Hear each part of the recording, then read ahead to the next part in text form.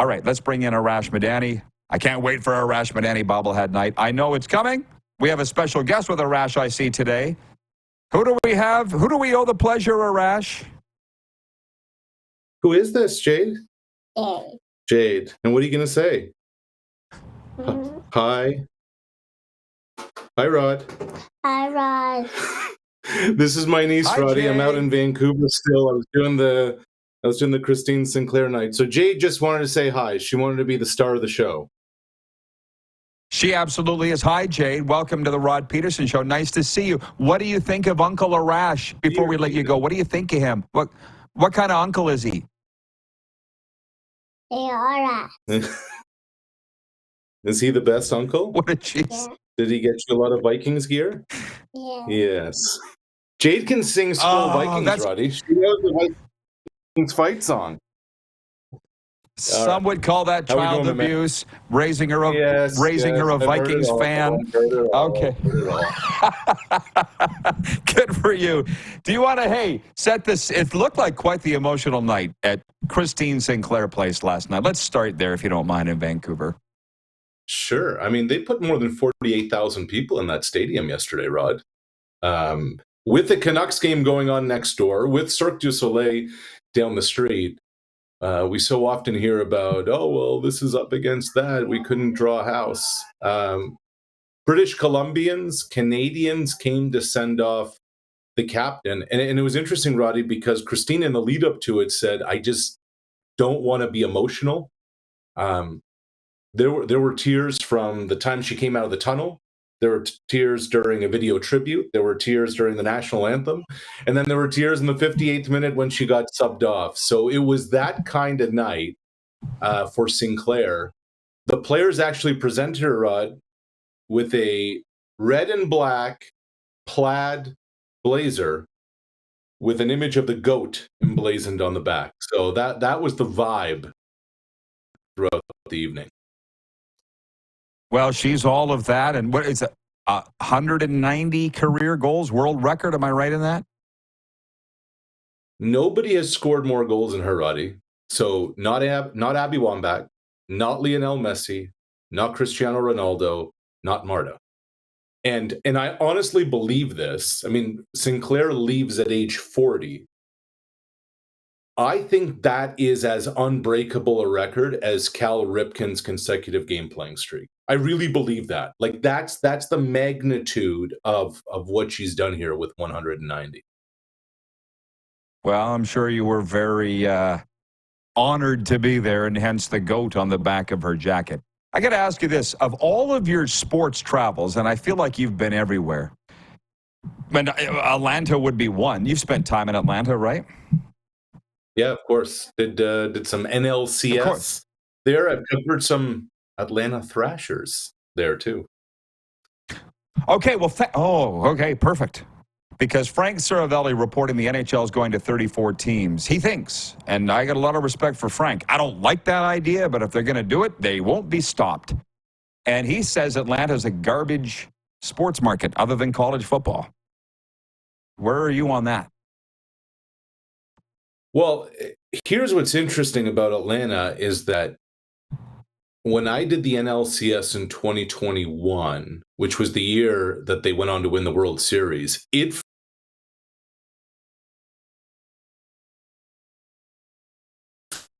lost him.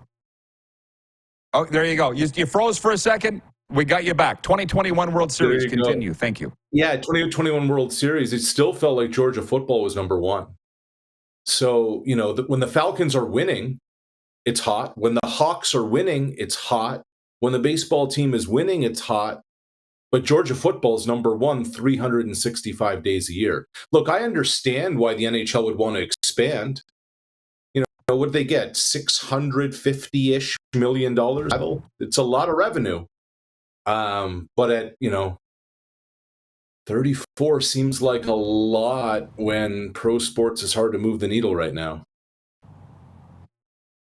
Yeah. Well, did you ever work with Garrick Jones in your time in Winnipeg or the CFL? Do you know the commish?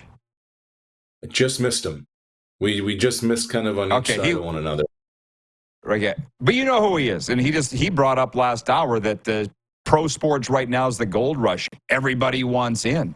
So I'm just interested. I don't like the idea of expansion either. And I just wanted your take on Atlanta as a sports town. I mean, we're airing on the radio there, and we're getting into the college football scene. But So let me just give you this, Roddy.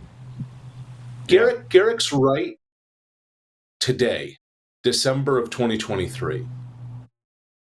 I feel that 20 years from now, franchise valuations will be lower than they are today. I believe athletes will be making less than they are today. And this is a bubble that is not quite bursting, but at some point there's going to be a little air coming out of the balloon, because at some point the streaming broadcast rights cannot continue to elevate and escalate the way they do. The prices in stadium cannot continue to go up. You go to a baseball game, an NFL game. You know, I was in Vegas when Canada was playing the U.S. at the new stadium in soccer. A large beer is $22 American. I just get the sense that people are not interested in paying for content, and once that shine kind of comes off, to me, the canary in the coal mine was Mark Cuban selling the Dallas Mavericks. He got $3.5 billion. Now, I'm not saying that's the peak value of the Mavs, but I think that's even Cuban kind of fork what's ahead 10, 15 years from now. I can't wait. I hope it doesn't take that long, but I'm with you. I took a sponsor of our Panthers podcast to a Panthers game recently against Chicago. I said, I got the tickets, but you're on your own for the booze. And he was like, oh, I'm good. Because you knew I wasn't going to have any. It was fun. It's ridiculous, man. He's dropping a cup. Yeah, forget the booze. It's $9.50 for a souvenir cup soft drink and $8 for a popcorn. Like, with free tickets to a Raptors game, it cost friends of mine $700 for a night out, including babysitter and dinner. That is just non-sustainable. And because of that, it's a gold rush. Everybody's trying to gouge, which is their prerogative, except you're removing the connection to the fan who wants to go 2, 3, 4 times a year. When it's only once, maybe because it's such a luxury item, we now have options. Growing up, we never had these. She just met her. She watches YouTube. She's getting the Viking stuff down her throat, but she's not getting sports stuff down her throat the way we did growing up. Yeah. It's fascinating. Again, you and I could spend a lot of time on this. By the way, from the account, Click Here says Atlanta supports their MLS team the most of any sport. We didn't even bring that up. The viewers want to know your take, specifically John Ohm in Winnipeg, but me too, on Shohei Ohtani and this tour and all. Clearly, you're following it. What's your take? Yes. My take is baseball has to understand that they're an entertainment business, and doing everything in the shadows and in secret is not smart. They should use these winter meetings as a showcase, not closing the drapes on everything. But these sweepstakes, I can't remember anything quite like it. I think the Blue Jays conversation, there's no question.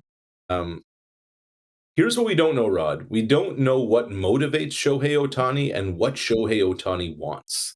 He is as private and cards close to the vest guy as there is in pro sports. But it sure is fascinating watching all of this unfold, and the kid gloves with all of this around Ohtani. They're kind of walking on eggshells around him. It's wild. Well, to the layman like me, if that's me, the non-baseball guy per se, just a casual fan, what does the Tommy John thing do to his... They're saying won't affect what he gets paid. Am I right in what I heard? I think it affects it a little bit. Maybe instead of $600 million, he might end up with 500 or 550. It may cost him a year because he can't pitch next year. But it's hard to remember a time where a free agent has had this kind of leverage, especially because we haven't seen a player of skill set. even coming off Tommy John, it's not really going to impact what he's going to make on the open market. Insane. Hey, still, did he freeze? You're still there. We're kind of running out of time, but I got all these hot takes I want from you. Joshua Dobbs. Is he the next one? Is he going to? I wish he was. Going to get the Vikings into the playoffs? No, you don't think so? I hope he does. I wish he was. Those first two games against Atlanta and against New Orleans were so fun, and then it just seems like it's all crashed back down to earth with the turnovers against Denver. And then Monday night against Chicago. Roddy, Dobbs was a 4.0 GPA at the University of Tennessee, aeronautical engineering major, did an internship at NASA, literally the space program, where they tweeted out calling him the Pastronaut after they beat the Falcons. It's a rough line, but Jim Suhan from the Minneapolis Star-Tribune, after the 4-interception performance against Chicago, called him the Space Cadet, not the Pastronaut anymore. It just seems like he's just kind of crashed back down to earth, and we see why he's on his 7th team. But when he's running around and just improvising and making plays, it's a lot of fun. For those of a certain vintage, he reminds me of Steamin' Willie Beeman and that kind of story, except Willie led his team to the playoffs. Let's hope Dobbs does the same. What a great story. What a great movie that was, Any Given Sunday, for those that don't remember. Can I ask you this? Would Bill Belichick be fired on any other team if he wasn't Bill Belichick, with how disgusting the play of the Patriots has been? Probably. I think he's earned getting to the end of the season. And it's not just been this year. The mismanagement all over the place when it comes to drafting, when it comes to draft capital, when it comes to hiring assistant, the whole debacle with Joe Judge and Matt Patricia. They've completely bungled how they've handled Mac Jones as a first round draft pick, franchise quarterback. It just feels like Bill is completely disconnected with 2023 NFL. Like, you almost get and I'm not saying this is the case, you almost get the sense that this morning he brought in a chalkboard and an overhead projector and handed out like slides for the players.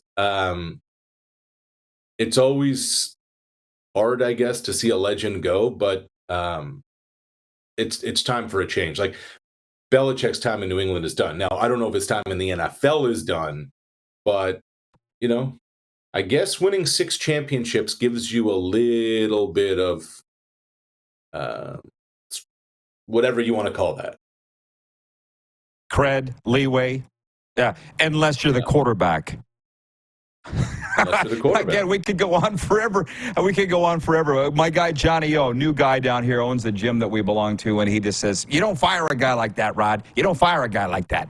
What Bill's done.